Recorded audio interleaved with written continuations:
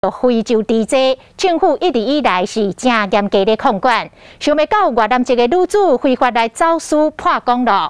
新北市的海产分局查到一批为越南入来的猪肉制品，验出有非洲的猪只。农委会讲，已经把这批货品给处理掉。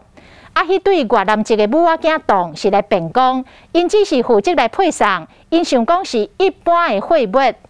检察官认为，因犯罪嫌疑重大，而且恐惊会来逃走。透明问过笔录了后，向法院申请收押禁见。法院嘛裁准2个人收押禁见。即摆上害的是，这非洲猪只猪肉制品已经卖到全台湾21个县市，总共1338地点了。你们知道那个猪肉有问题吗？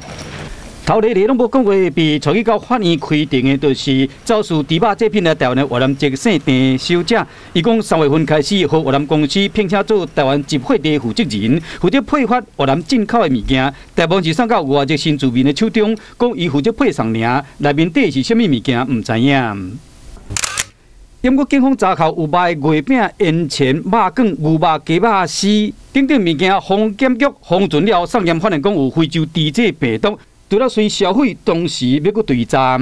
查扣的这些名册跟清单当中，有发现的发送出去多达1000多个处所，包括有这些小吃店、商户、住家。走私肉品全台21县市拢有，总共1330个地点，警方已经清查370个所在。台湾严防非洲猪只，验过呢是靠民众检举才知影。国门第一道防线关务署讲，逐工平均有20万笔空运的物件通关。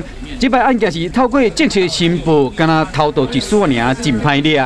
很惭愧的，的确我们必须还要继续在检讨的是，我们可能还要继续再加强。越南籍母仔囝涉嫌走私违反动物传染病防治条例以及税关起刑法，因为有灭证串口径逃亡，也是再犯的顾虑。地检署甲法院申请收押，2人已经裁准收押禁见。